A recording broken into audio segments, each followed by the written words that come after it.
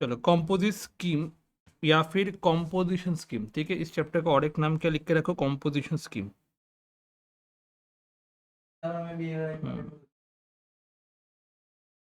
Composition scheme, ये वाला theory chapter है, ठीक है। इससे भी थ्योरी आने वाला है, ठीक है। तो कॉम्पोजिशन स्कीम में कंसेप्ट ऑफ कॉम्पोजिशन स्कीम, उसका थ्रेशोल्ड लिमिट, ये सब दिया हुआ है, ठीक है।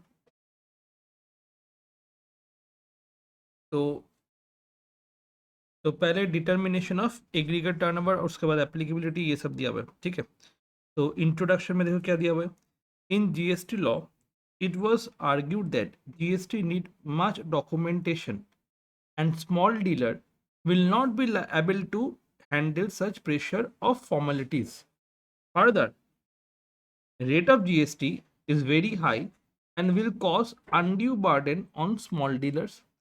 To resolve this issue, small dealers have given the choice to opt composite scheme in which they will have to pay GST just 1% and will not be allowed input tax credit, hence need not to maintain much accounts and records. A composite scheme dealer need to file only on one return on annual basis.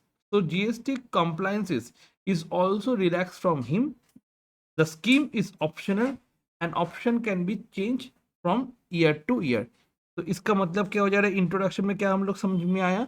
Composite, जैसे GST में क्या हो गया, GST में बहुत सारा rules and regulation है। Input tax credit मिलता है, ठीक है। इनपुट टैक्स क्रेडिट के लिए तुमको आईटीसी के लिए तुमको कितना ऑलरेडी इनपुट टैक्स दे दिए, कितना आउटपुट टैक्स कलेक्ट किए, ये सब कुछ रिकॉर्ड मेंटेन करना होता है एक डीलर को।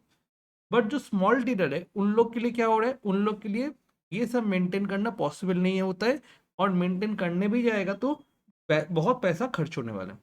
तो इसके लिए गवर्नमेंट उसको ऑप्शन देता है। क्या ऑप्शन दे रहा है कि तुम्हारा ऑप्शन है ये, तुम अगर तुम उतना सारा चीज मेंटेन कर सकते हो तो मेंटेन करो एंड इनपुट टैक्स रीड लो। अगर तुम मेंटेन नहीं कर सकते हो तो 1% का तुम जीएसटी दे दो, एंड इसके लिए तुमको कुछ भी मेंटेन करने की जरूरत नहीं है। एंड जब तुम कुछ भी मेंटेन नहीं कर रहे हो तो तुमको कोई भी इनपुट टैक्स क्रेडिट भी नहीं मिलने वाला है। तो ये हो गया तुम्हारा कॉम्पोजिशन स्कीम। तो कॉम्पोजिशन स्कीम का पहले कंसेप्ट समझ में आ गया, कंसेप्ट ऑफ कॉम्पोजिशन स्कीम, ठीक है। समझ में आ गया कॉन्सेप्ट ऑफ कंपोजिशन स्कीम। इसके बाद applicable to person eligible for composition scheme,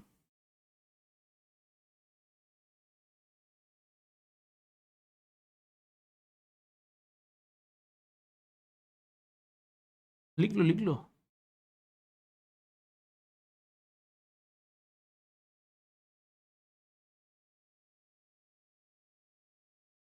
ठीक है, तो पहला क्वेश्चन आया था, question what do you mean by composition scheme, समझ में आ गया। ऊपर में जो लिख लेना कंपोजिशन स्कीम में क्या होगा। ऑन कंपोजिशन स्कीम किसके ऊपर एप्लीकेबल है। As per section 10, composition scheme is applicable to registered person whose aggregate turnover in the preceding financial year was up to 150 lakh, in few specified states up to 75 lakh. So composition scheme applicable to registered person whose aggregate turnover in the preceding financial year, मतलब पिछले वाला preceding financial year में up to 150 lakh है, and few specified state में वो क्या है 75 लाख है। तो 75 लाख वाला स्टेट कौन सा है, त्रिपुरा, सिक्किम, अरुणाचल प्रदेश, नागालैंड, मिजोरम, मेघालय, मणिपुर, उत्तराखंड। एंड 150 लाख टर्नओवर में कौन सा स्टेट है, यहाँ पे जो स्टेट है उसको छोड़ के other state including Himachal Pradesh and Assam and Jammu and Kashmir, इस सब स्टेट में 150 लाख है। तो अप टू 150 लाख उसका अगर टर्नओवर होता है, सेल होता है, उन लोग कंपोजिशन स्कीम में जा सकते हैं।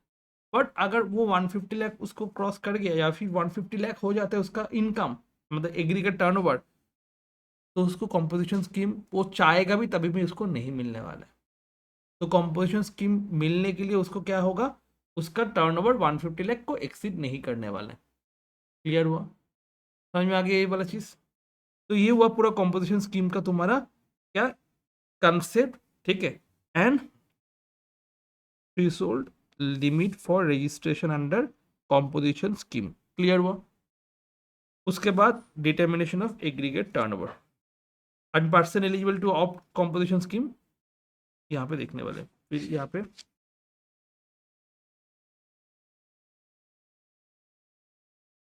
अच्छा, ये तो हो गया एग्रीगेट टर्नओवर। अब सप्लायर ऑफ सर्विसेज, ठीक है, जिन लोग क्या करते हैं, सप्लाई करते हैं services. A supplier of services except restaurant operator or outdoor caterer cannot opt composition scheme. However, a supplier of goods can opt composition scheme who is provide service up to 10% of turnover in the state 5 lakh and whichever is higher. Note, a restaurant operator or outdoor caterer can opt composition scheme. A supplier of service except restaurant operator and outdoor caterer, इन दोनों को छोड़ के, ठीक है, supplier of service can not opt composition scheme. A supplier of services can not opt composite scheme. इसको छोड़ के restaurant operator and outdoor caterer, तो restaurant operator and outdoor caterer composite scheme opt कर सकता है। क्या कर सकते हैं? ऑप्ट कर सकते हैं।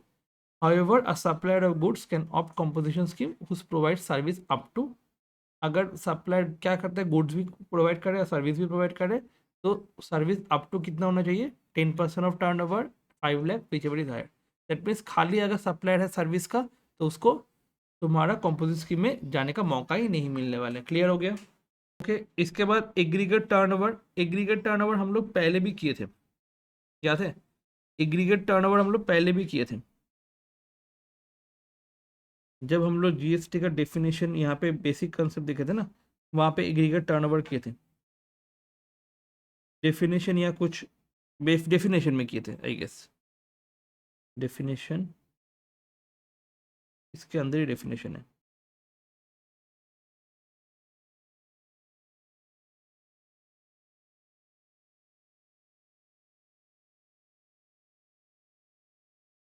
क्लियर?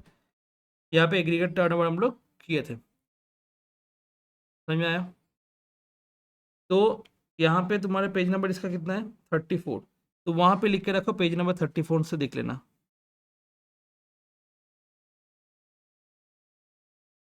रेफर पेज 34, ठीक है। तो एक बार डेफिनेशन वाला ये उसमें ये यहाँ पे जैसे मार्क किया हुआ है वो वहाँ पे एक बार मार्क कर दो।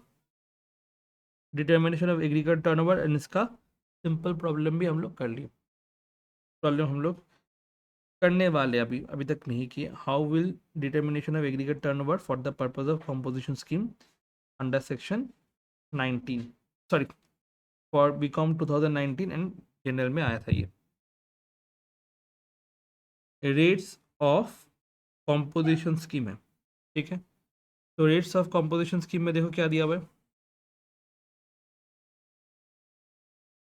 और रिड्यूस रेट क्या होता है? तुम्हारा चार्ज होता है एज कंपोजिशन स्कीम अगर मैन्युफैक्चर ऑफ सप्लायर्स है, सप्लाईज है। रेट ऑफ सीजीएसटी कितना होने वाला है? 0.5। एसजीएसटी यूटीजीएसटी क्या होने वाला है? 0.5, that is 1% of the total supplies. Clear? अगर रेस्टोरेंट या फिर कैटरिंग सप्लायर है तो वो 2.5 दैट इज 5% ऑफ ये। अदर अगर सप्लायर है तो टैक्स ऑन अदर सप्लायर्स में 0.5 टोटल क्या हो जाएगा? 1%। तो स्टेट द एकदम, तो state the rate in case of composition scheme 2019 में आया था। Next one, ITC is not available, ठीक है। A person who opts composition scheme shall not be entitled to credit input tax, tax paid on input service capital goods shall not be eligible for ITC. Eligible for ITC मतलब क्या होता है? जो government को payment already वो कर देता है और जो कस्टमर से कलेक्ट करता है उसका सेट ऑफ मिलता है, वो हम लोग बाद में चैप्टर में देखने वाले हैं। तो वो सेट ऑफ उसको नहीं मिलने वाले एंड उसको फिर नॉट कलेक्ट टैक्स।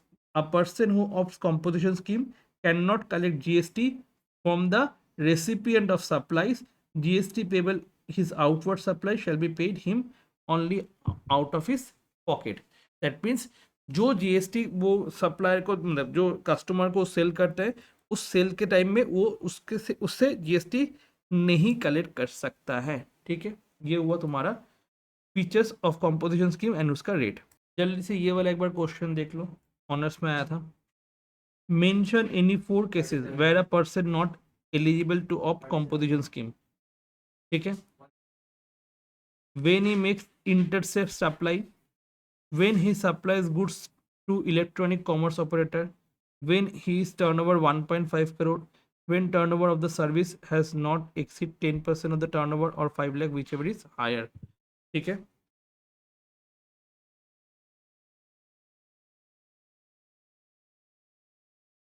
चलो यहाँ पे डिफरेंस देख लो, difference between composition scheme and regular scheme. ठीक है, तो रेगुलर स्कीम से पहले कॉम्पोजिशन स्कीम देखो।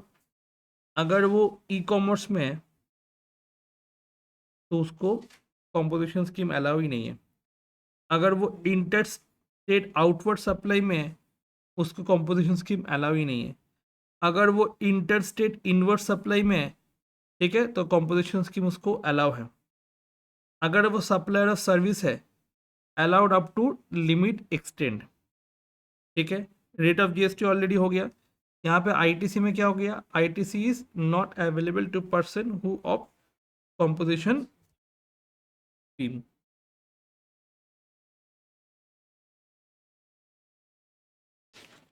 ठीक है, किसको बियर करना होगा GST, out of his pocket. ठीक है, यहाँ पे तुम्हारा पेमेंट ऑफ टैक्स कैसे होने वाला है, क्वार्टरली होने वाला है। ओके, चलो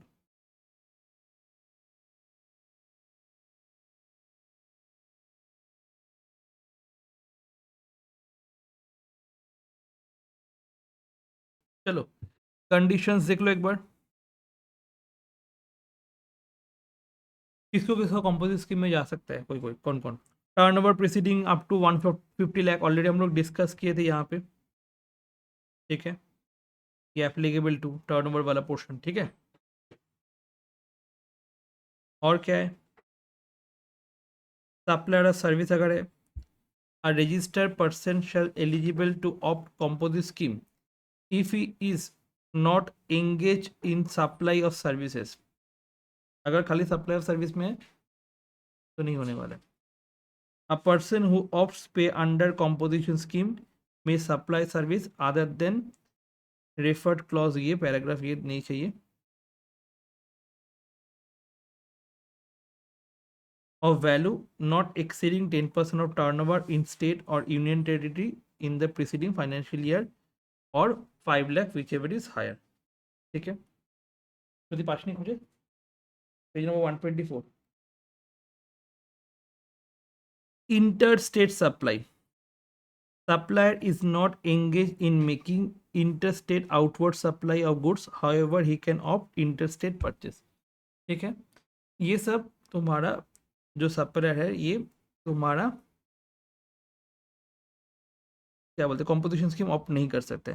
supply through electronic commerce operator, supplier of goods of services is not engage in making any supply of goods to electronic commerce operator.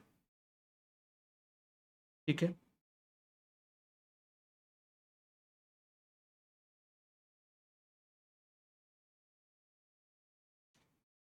Non taxable supply, supplier must not go engage in making any supply of goods which are not taxable under this act.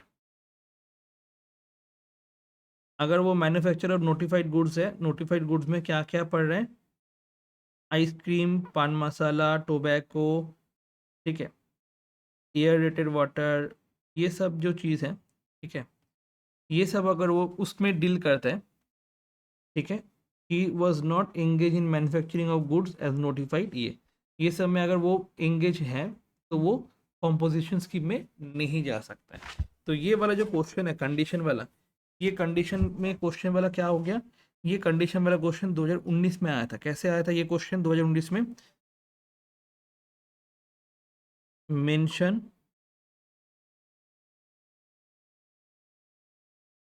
Any 4, लिख के रखो वहाँ पे, cases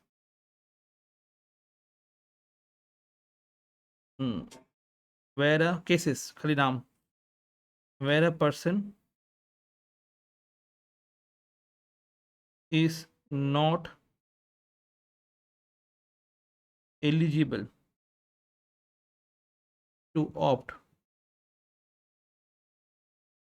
for composition scheme.